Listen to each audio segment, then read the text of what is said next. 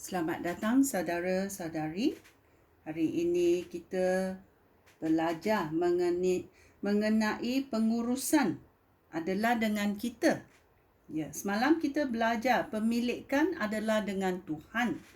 Hari ini kita belajar pengurusan itu adalah dengan kita. Kita bukan pemilik.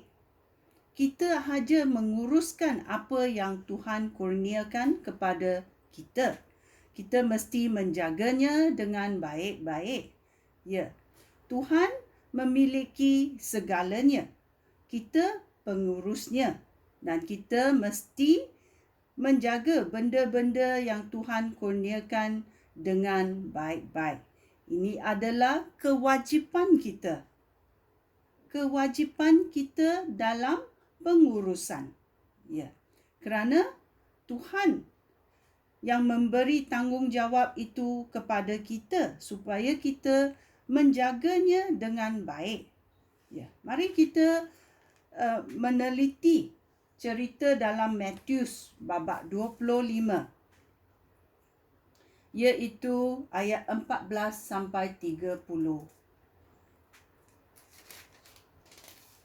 Matius babak 25 ayat 14. Perumpamaan tentang 3 orang hamba. Ya, mari kita mendengarnya. Pada masa itu, pemerintahan Allah seperti perumpamaan berikut. Seorang lelaki hendak berangkat ke luar negeri. Dia memanggil hamba-hambanya, lalu mempercayakan hartanya kepada mereka.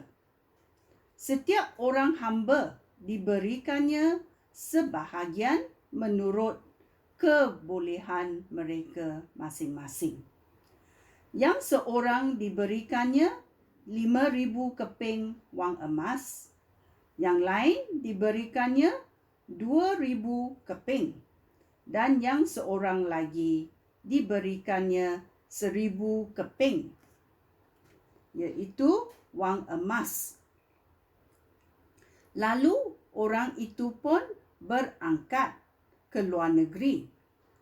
Hamba yang menerima 5,000 keping wang emas itu segera pergi berniaga, lalu mendapat keuntungan sebanyak 5,000 keping wang emas. Ya, yang hamba yang menerima 2,000 keping wang emas itu juga mendapat keuntungan sebanyak 2,000 keping wang emas. Tetapi dalam ayat 18, hamba yang menerima 1,000 keping wang emas pergi menggali lubang di tanah, lalu menyembunyikan wang tuannya. Lama kemudian, tuan hamba-hamba itu pulang lalu menyuruh mereka memberikan laporan tentang apa yang dilakukan dengan wang itu. Hamba yang menerima 5,000 keping wang emas datang dan menyerahkan 10,000 keping wang emas. Dia berkata, "Tuan menyerahkan 5,000 keping wang emas kepada saya. Lihatlah, saya berhasil mendapat keuntungan sebanyak 5,000 keping lagi." Haleluya. "Bagus," kata tuan itu. "Kamu hamba yang baik dan setia. Oleh itu, sebab kamu dapat dipercayakan dengan yang sedikit, aku akan mempercayakan yang lebih banyak kepada kamu. Masuklah dan bersukacitalah bersama-sama tuan kamu." Ya. Dalam ayat 22 dia berkata, lalu hamba yang menerima 2,000 keping wang emas datang dan berkata, "Tuan, Tuan menyerahkan 2,000 keping wang emas kepada saya. Lihatlah, saya berhasil juga mendapat keuntungan sebanyak 2,000 keping lagi. Bagus, kata tuan itu. Kamu hamba yang baik dan setia. Oleh sebab kamu dapat dipercayakan dengan yang sedikit, aku akan mempercayakan yang lebih banyak kepada kamu. Masuklah dan bersuka citalah bersama-sama tuan kamu. Kemudian, hamba yang menerima 1,000 keping wang emas datang dan berkata, Tuan, hamba tahu bahawa tuan seorang yang keras. Tuan menuai tuaian di tempat yang tidak tuan tanami, dan tuan memugut hasil di tempat yang tidak tuan taburi dengan benih. Hamba takut, maka hamba pun menyembunyikan wang tuan di dalam tanah. Inilah milik tuan yang 1,000 keping itu.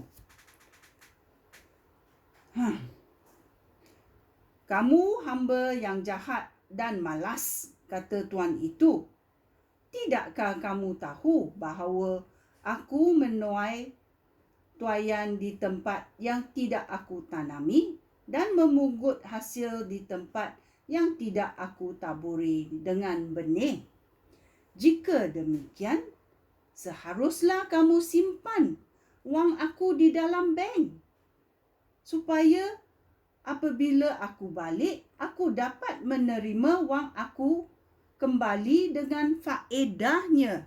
Ya, kalau kamu malas, masukkanlah wang itu dalam bank, supaya saya boleh dapat sedikit faedahnya. Kemudian, tuan itu berkata kepada hamba yang lain, Ambillah wang itu daripada orang ini dan berikanlah kepada orang yang mempunyai 10,000 keping wang emas.